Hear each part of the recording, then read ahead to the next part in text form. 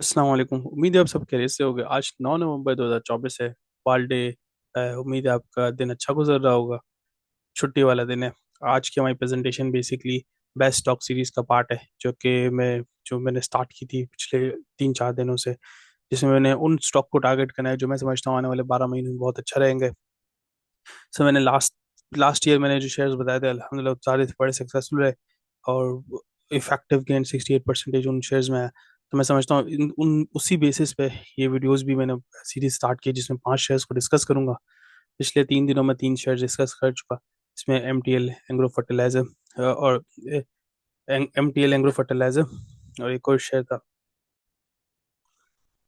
हाँ, हमारी पेट्रोलियम था।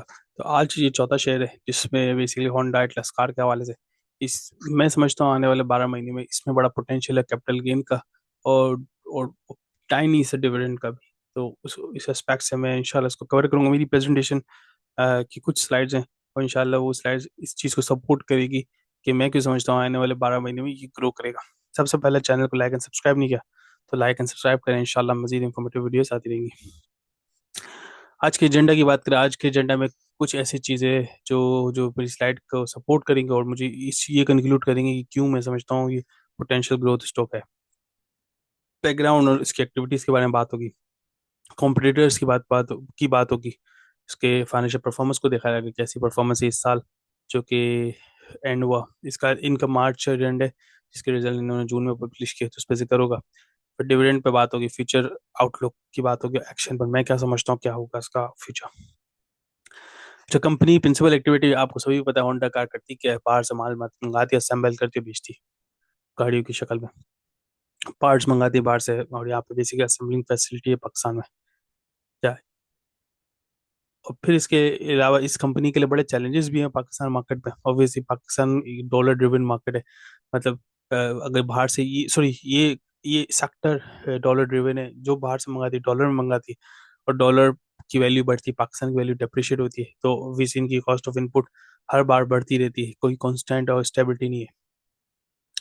गवर्नमेंट की तरफ से जब इंपोर्ट रिस्ट्रिक्शन लगती है तो बड़ा इफेक्ट करती है सेक्टर को। आपको याद होगा लास्ट ईयर 2023 में काफ़ी रिस्ट्रिक्शन लगी, जिसकी वजह से इंपोर्ट करना चैलेंज था एक। और इसके बाद काफ़ी इस तरह की सेक्टर की कंपनी जो बाहर से माल मंगाती है, वो बड़ा इफेक्ट हुआ, एलसीज नहीं खुली थी। अब सही हो गया मामला, लेकिन लास्ट ईयर बड़ा चैलेंज था। तो इस बार इस सेक्टर को ये चैलेंज भी फेस करना पड़ा। इस सेक्टर को नहीं, जितने भी लोग बाहर से कुछ मंगाते हैं, और अगर इम्पोर्ट रिस्ट्रिक्शन है तो चैलेंज फेस करना ही पड़ेगा। बाकी तीसरा चैलेंज होता है फाइनेंसिंग ऑप्शन। अब पाकिस्तान में फाइनेंसिंग ऑप्शन बड़े अच्छे मौजूद है। पहले पूरी दुनिया में पाकिस्तान गाड़ियां ने लीज पे मिलती है, लोग बाय नहीं करते कैश पे। अगर मैं देखा जाए पूरी ओवरऑल ग्लोबली देखा जाए, बड़ी बड़ी जो मार्केट्स हैं उसमें लीज पे मिलती है गाड़ी, रेंट पे मिलती है फॉर सर्टेन ईयर्स, ये इंस्टॉलमेंट में मिलती है, ये जब लोन पे मिलती है। पाकिस्तान में ये और मिलती इसलिए है क्योंकि लोग बाय नहीं कर सकते पूरी पूरी वैल्यू। तो इजीली लोगों के लिए एक्सेसिबल है। इससे होता है इस तरह की कंपनीज का कस्टमर बेस बढ़ता है, क्योंकि जब इवन लीज आउट भी ऑप्शंस होते हैं मार्केट में, तो कंपनी की तो सेल्स हो गई ना। बाकी लीजिंग कंपनी का मसला है, हेडेक के कि पेमेंट देती है नहीं देती। लीजिंग कंपनी कंपनी को तो पेमेंट देती है। तो अब पाकिस्तान में फाइनेंसिंग ऑप्शंस बढ़ गए, तो मैं समझता हूँ कि ये एक पॉजिटिव साइन है इस कंपनी के लिए। अगर फाइनेंसिंग ऑप्शन कम होंगे तो चैलेंज होगा। और फाइनेंसिंग ऑप्शन का उससे भी बड़ा सी स्ट्रेट फॉरवर्ड ताल्लुक है, जैसे इंटरेस्ट रेट। अब इंटरेस्ट रेट 15% पे आ गया, तो जब लोन सस्ता हो गया, मतलब इंटरेस्ट रेट कम हो गया, तो इस तरह की फाइनेंसिंग ऑप्शंस या फाइनेंसिंग लीजिंग अरेंजमेंट बहुत ज़्यादा कस्टमर उसको यूज़ करेंगे, क्योंकि लोन सस्ता है। तो ये इस तरह की कंपनी के लिए, रेवेन्यू के लिए इनडायरेक्टली इम्पैक्ट पड़ेगा कि कस्टमर्स के बढ़ेंगे, क्योंकि लोन सस्ता इजीली मिल रहा है लोगों को। और एक एक अदर एलिमेंट होता था जो मैं यूजुअली लास्ट टाइम मैंने जब बनाई थी होंडा कार की, तो मैंने बताया था पाकिस्तान में कोई ज़्यादा इसका मैटर इम्पैक्ट नहीं करता, जो कि environmental standard and safety structure. अब ये गवर्नमेंट का फोकस है। क्यों? इससे मुराद बेसिकली पहले बात तो क्लेरिफाई करूँ है क्या चीज़, सेफ्टी एनवायरमेंटल स्टैंडर्ड। पाकिस्तान की अगर मार्केट देखें, पाकिस्तान की जो गाड़ियाँ हैं, अनफॉर्चुनेटली उसमें सेफ्टी का बहुत ही कम सोचा जाता है। ठीक है। और ना ही गाड़ी की और लोगों की पैसेंजर की सेफ्टी प्लस इन्वायरमेंटल सेफ्टी को भी सोचा नहीं जाता, जो पॉल्यूटेड गैस और स्मोक प्रोड्यूस करती है गाड़ियाँ। अब गवर्नमेंट का फोकस है कि ईएसजी और ग्रीन एनर्जी को यूज़ किया जाए, ग्रीन इन्वायरमेंट को करा जाए, पॉल्यूशन को कम किया जाए। अब गवर्नमेंट का खासा फोकस है। तो मैं समझता हूँ ये चीज इस तरह की कंपनी के लिए एक चैलेंज इस तरह से होती है कि मिसाल के तौर पे ये कंपनी अगर ऐसी गाड़ी बनाती जो इन्वायरमेंटल पोल्यूशन या इमिशन रिलीज करती है, मतलब ऐसा स्मोक पोल्यूट करती है कि जिसकी वजह से इन्वायरमेंट खराब होता है, तो ऑब्वियसली इनको सही करना पड़ेगा और सही करने की बड़ी कॉस्ट है। गाड़ी की शक्ल और गाड़ी का मॉडल सब कुछ सेम रहेगा, लेकिन उस पोल्यूशन को कम करने के लिए इनको एक एडिशनल कॉस्ट इनकर करनी पड़ेगी, जिसका कोई वैल्यू बेनिफिट नहीं होगा कस्टमर को। इन्वायरमेंटल बेनिफिट होगा लेकिन ऑब्वियसली कस्टमर को बेनिफिट नहीं होगा, कंपनी को एक एडिशनल कॉस्ट है। तो ये एक सॉर्ट ऑफ मैं चैलेंज समझता हूँ। प्लस सेफ्टी वाइज भी पहले फोकस नहीं होता था, अब जब पाकिस्तान मार्केट में इतने ऑप्शंस आ गए गाड़ियों की, जो और मजीद ऑप्शंस हैं, जापानीज गाड़ियाँ हो गई, चाइनीज काफी गाड़ियाँ हो गई, तो मैं समझता हूँ अब गाड़ियों को ना अपने आप के लिए अपने आप को सेल करने के सेलिंग पॉइंट बेचना पड़ेगा, तभी तभी बिकेगी। मिसाल के तौर पर सुजुकी पाकिस्तान हिस्ट्री से चल रही है मेहरान गाड़ी, उसमें सीट बेल्ट, एयर बैग्स, इस तरह की काफी, एयर बैग्स नहीं है अनफॉर्चुनेटली, सेफ्टी का मतलब कोई कॉन्सेप्ट भी नहीं। तो अब जब इतने सारे ऑप्शंस आ गए ना मार्केट में, तो अब हर कंपनी को सोचना पड़ रहा है प्रोडक्ट बना के बेचने से पहले। तो ये चैलेंज मैं समझता हूँ कॉस्ट वाइज चैलेंज होगा इस तरह की कंपनी को। कॉम्पिटिटर्स की बात करें तो भाई इसके डायरेक्ट कॉम्पिटिटर्स पाक सुजुकी मोटर्स है। अब इसकी सुजुकी मोटर मैं समझ रहा हूँ अब थोड़ा सा ना डाउन पे तरफ जा रहा है। एक तो उसकी एक्विजिशन हो रही है, और मैं मुझे इसके ज्यादातर ऑब्वियसली जो मार्केट में ऑलरेडी मौजूद है वो डिफरेंट बात है, इसके मॉडल्स को नई अपग्रेडेशन या कुछ अपडेट नहीं आ रही सुजुकी मोटर्स पे। तो मुझे लगता है कि अब इसके सुजुकी मोटर्स इसका कॉम्पिटिटर नहीं है फिलहाल इस साल। साज का इंजन डेफिनेटली एक कॉम्पिटिटर है। फोर व्हीकल लास्ट ईयर इसने शुरू की, hybrid electric vehicle, hybrid vehicle. तो और हमने देखा 2023 में जैसे इसने स्टार्ट की अपनी गाड़ियों की, आई थिंक मार्च जून में जून में, आई थिंक लास्ट ईयर 2023 जून में इसकी पहली गाड़ी आई थी, और उसने तकरीबन कंपनी की परफॉर्मेंस में तबाही मचा दी थी, अच्छा खासा अच्छा पॉजिटिव रिजल्ट आया। एटलस होंडा बेसिकली इसका मैं समझता हूँ इसका डायरेक्ट कॉम्पिटिटर नहीं हो सकता, लेकिन सेक्टर का पार्ट है। एटलस होंडा बेसिकली वो बाइकें बनाता है, और गंदारा निसान ये भी गाड़ियों की कंपनी। बाकी अदर इसके इसी सेक्टर की कंपनियां, कंपटीटर नहीं कहूंगा, ये बोल सकता हूँ डिफरेंट प्लेयर्स हैं। हर कोई एक अपनी मतलब एक अपनी स्पेशलाइजेशन है। मिसाल के मिलर ट्रैक्टर उसका कंपटीटर नहीं है, लेकिन मोटरमोबाइल का पार्ट है, सेक्टर का पार्ट है, तो मैंने लिस्ट डाउन किया। फाइनेंशियल परफॉर्मेंस, अच्छा फाइनेंशियल परफॉर्मेंस लोगों को बड़ा कंसर्न होता है। मैं ऑब्वियसली फाइनेंशियल परफॉर्मेंस पे ज्यादा बिलीव करता हूँ as opposed to historic performance, as opposed to technical charts. Fundamentally मुझे लगता है बहुत इंपॉर्टेंट है, उस चीज को कंसिडर करना चाहिए। फाइनेंशियल परफॉर्मेंस की बात की, इससे जून के मेरे पास रिजल्ट मौजूद है, सितंबर के अभी तक इन्होंने पब्लिश नहीं किया। तो जून की जो पब्लिश रिजल्ट्स हैं, जून से मुराद है फर्स्ट क्वार्टर, इनका ईयर एंड मार्च होता है इस कंपनी का।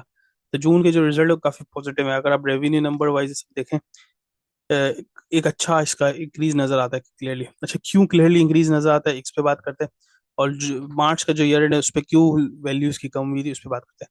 मार्च के जब इसने रिजल्ट अनाउंस किया तो आप याद रखें, मार्च में वो मार्च का ईयर एंड था, उसमें आधे से ज्यादा साल इम्पोर्ट रिस्ट्रिक्शन भी थी, डॉलर का चैलेंज था गवर्नमेंट को, डॉलर कम थे और बैलेंस ऑफ पेमेंट बैलेंस नहीं हो रहा था।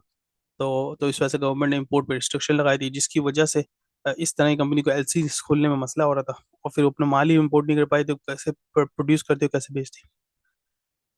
तो लेकिन ये फिर मामला साल के आखिर में, इस साल के शुरू में सही हो गया, तो आखिरी क्वार्टर का अच्छा रहा उस साल का, पिछले साल का।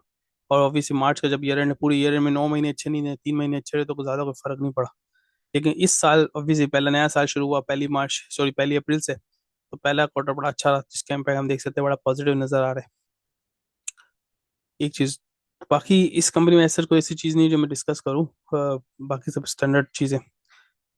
इसकी प्राइस क्या 304 पे ट्रेड कर रहा है, और 304 पे ट्रेड कर रहा है, तो अब क्या होगा। इसकी प्राइस पे मैं थोड़ा सा बाद में जाता हूँ, पहले तो इसके डिविडेंड की बात करता हूँ, फिर प्राइस पे वापस आता हूँ।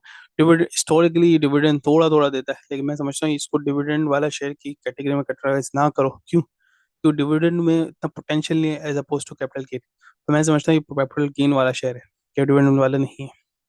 फ्यूचर में देगा, तब देखेंगे, लेकिन फिलहाल हिस्टोरिक बेसिस पे आई डोंट थिंक इसको हम डिविडेंड वाली शेयर में कैटेगराइज करना फेयर होगा।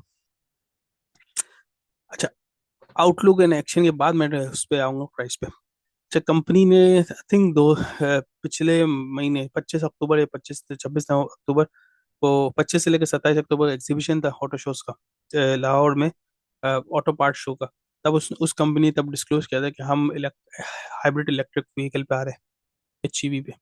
और इसके लिए इन्होंने मेरे ख्याल अगस्त में अनाउंस किया था कि हम 5 अरब इन्वेस्ट कर रहे हैं हाइब्रिड इलेक्ट्रिक फैसिलिटी बनाने में पाकिस्तान में, जिसकी बाद हम hybrid electric vehicle produce and sell करेंगे पाकिस्तान में। तो एक ये बड़ा ही पॉजिटिव थिंग है मेरे हिसाब से।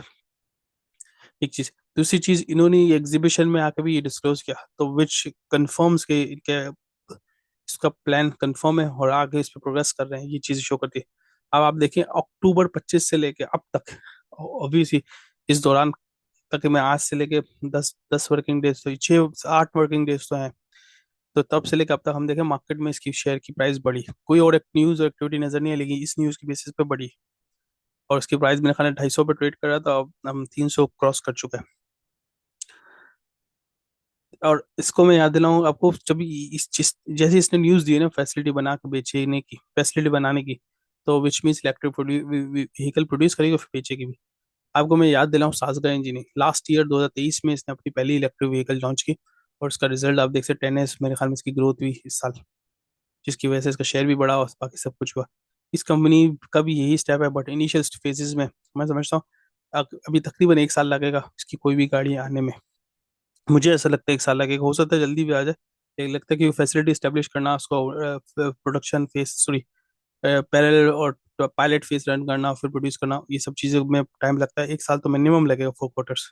तो हम से कल अगले साल देख सकते हैं, अगले साल एंड ऑफ नेक्स्ट ईयर देख सकते हैं। तो जैसे ही आएगा तो आप जैसे जैसे प्रोग्रेस कंपनी पब्लिश करती जाएगी इसके इन्वेस्टमेंट के हवाले से, इसकी फैसिलिटी के हवाले से, हम देखेंगे इसमें बड़ा बाइंग, लोग बाय करेंगे इस शेयर को।